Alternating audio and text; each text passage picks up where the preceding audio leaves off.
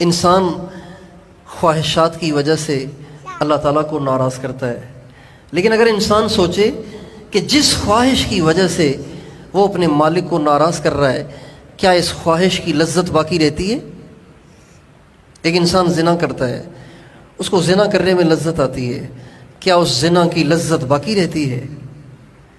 ایک انسان شراب پیتا ہے، کیا اس شراب کی لذت باقی رہتی ہے؟ ایک انسان کسی دوسرے کی بیٹی کو دیکھتا ہے، ایک غیر محرم خوبصورت حسین جمیل چہرے کو دیکھتا ہے، کیا جب وہ دیکھ رہا ہوتا ہے اور دیکھنے کے بعد نظر ہٹا لیتا ہے، کیا نظر ہٹانے کے بعد بھی وہ لذت باقی رہتی ہے؟ کیا جب وہ حرام کھا رہا ہے حلال کھائے گا، اپنی تنخواہ پہ گزارا کرے گا تو گھر میں دال پکے گی اور گھر میں سبزی پکے گی اور گھر میں رات کی روٹی کو ناشتے میں استعمال کرنا پڑے گا، پراٹھا نہیں پکے گا، انڈا نہیں بنے گا، مکھن نہیں آئے گا، جیم اور جیلی نہیں آئے گی اور شہد اور بریڈ نہیں آئے گا، اور اگر حلال پہ گزارا اگر حرام لائے گا تو یہ ساری چیزیں گھر میں آ سکتی ہیں۔ تو جب وہ جیم کھا رہا ہوتا ہے، جب وہ جیلی کھا رہا ہوتا ہے، جب وہ کریم کھا رہا ہوتا ہے، جب وہ انڈے کھا رہا ہوتا ہے، کئی قسم کے انڈے کھا رہا ہوتا ہے اور دیسی گھی میں پکی ہوئی روٹی اور پراٹھا کھا رہا ہوتا ہے، کیا اس کی لذت پھر باقی رہتی ہے؟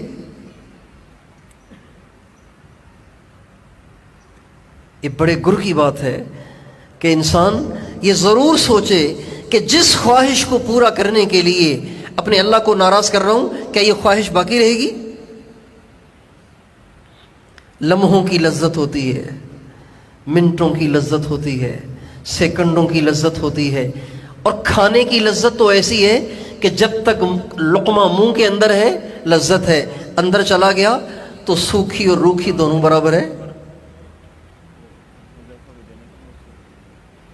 پراٹھا اور روکھی، پراٹھا اور پتیری، یہ دونوں برابر ہیں۔ جب انسان بدکاری کرتا ہے کتنی دیر وہ لذت پاتا ہے؟ جب انسان اوروں پہ تبصرے کرتا ہے، اوروں پہ تنقید کرتا ہے، اوروں کی غیبتیں کرتا ہے، اوروں کے عیوب کو اچھالتا ہے، کتنی دیر اس کا مزہ محسوس ہوتا ہے؟ جب انسان اوروں کے بارے میں اپنے تجزیے پیش کرتا ہے نا، اوروں کے بارے میں اپنی رائے قائم کرتا ہے، اوروں کے کیڑے اوروں کو نکال کے سناتا ہے تو بہت مزہ آتا ہے۔ فلاں ایسا ہے، فلاں ایسا ہے، فلاں ایسا ہے۔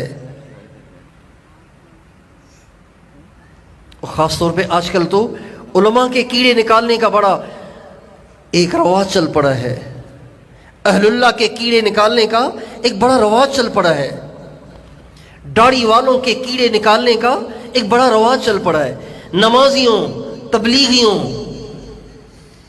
مدرسے والوں کے کیڑے نکالنے کا ایک بڑا رواج چل پڑا ہے۔ مولانا فضل الرحمان صاحب ایسے ہیں ویسے ہیں، مولانا طارق امین صاحب ایسے ہیں ویسے ہیں، یہ تبلیغ والے ایسے ہیں ویسے ہیں، یہ مسجد کے اماموں کا کام ہی یہ ہے، یہ مدرسے میں پڑھنے والوں کے کام ہی یہ ہے۔ ایک عام وبا چل پڑی ہے، ایک عام بیماری پھیل گئی ہے۔ ان علماء، ان اہل اللہ، ان اہل دین کے بارے میں اپنی رائے قائم کرنا، اپنے تجزیے پیش کرنا، ان کے کیڑے نکالنا، ان پہ انگلیاں اٹھانا، یہ عام رواج چل پڑا ہے۔ اور یہ ایسی بیماری ہے کہ دینداروں میں بھی آ گئی ہے۔ ایک دفعہ ہم اللہ کے راستے میں چل رہے تھے، ہمارے ساتھ بیٹھے ہوئے وہ تھے جن کے کئی سفر ہوئے تھے، تبلیغ کے کئی سفر ہوئے تھے، دسترخوان پہ بیٹھے ہوئے، اور جو انہوں نے برسنا شروع کیا ایک عالم دین پر کہ جانتے ہم اسے، قریب سے دیکھا ہے ہم نے اسے، کوئی مسئلہ نہیں ہے، کرسی کا چکر ہے، سیاسی آدمی ہیں، یہ ہیں اور وہ ہیں، یہ انہوں نے تجزیے پیش کرنا شروع کیے۔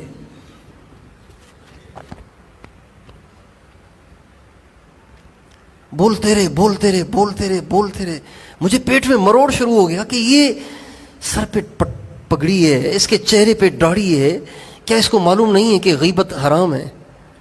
غیبت زنا سے زیادہ بدتر گناہ ہے۔ غیبت کرنے والا اپنے بھائی کا گوشت کھانے والے کی طرح سے ہے۔ یہ کیا کر رہا ہے؟ اور یہ عالم دین کی غیبت کر رہا ہے۔ ہمارے نبی کا ارشاد ہے من زار عالما فکأنما زارنی، جس نے کسی عالم کو دیکھا اس نے مجھے دیکھا. من صلی خلف عالم تقی فکأنما صلی خلف نبی، جس نے کسی متقی عالم کے پیچھے نماز پڑھی یوں سمجھو گویا میرے پیچھے نماز پڑھی، گویا نبی کے پیچھے نماز پڑھی، میرے نہیں، گویا کسی نبی کے پیچھے نماز پڑھی. علامہ جلال الدین سیوطی رحمۃ اللہ علیہ نے ایک کتاب لکھی ہے، پتلی سی ہے، چھوٹی سی ہے، اس میں ایک حدیث نقل کی ہے. حدیث کی حیثیت کیا ہے مجھے نہیں پتا اس کا. علامہ جلال الدین سیوطی کے نام سے وہ ہم نے کتاب پڑھی تھی آج سے کوئی 30 سال پہلے، تو اس میں جو حدیث میں نے پڑھی تھی وہ مجھے اب تک یاد ہے، میں آپ کو سنا دیتا ہوں. باقی علماء سے تحقیق کریں کہ ضعیف ہے یا موضوع ہے یا صحیح ہے، یہ تو علماء، بڑے علماء بتائیں گے.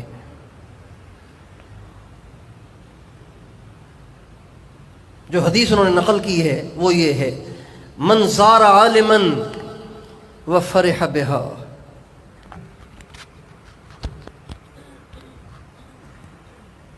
من زار عالما وفرح بها،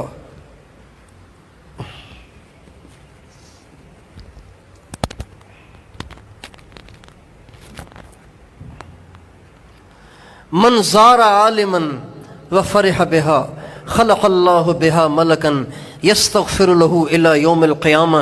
جو کسی عالم کو دیکھے گا اور عالم کو دیکھ کے خوش ہوا، اللہ تعالیٰ اس کے دیکھ کر خوش ہونے کی برکت سے ایک فرشتہ پیدا کر دیتا ہے جو قیامت تک دیکھنے والے کے لیے استغفار کرے گا.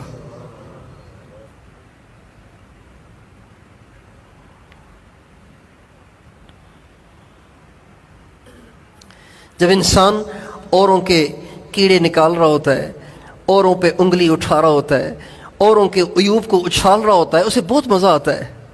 لیکن اس جرم کی لذت وہ کب تک محسوس کرتا ہے؟ جب تک کر رہا ہے محسوس کر رہا ہے. اس کے بعد کیا ہوا؟ لذت ختم ہو گئی، اللہ ناراض ہو گیا. لذت ختم ہو گئی، آخرت برباد ہو گئی. لذت ختم ہو گئی، قبر تاریک ہو گئی. لذت ختم ہو گئی، موت مشکل ہو گئی. لذت ختم ہو گئی.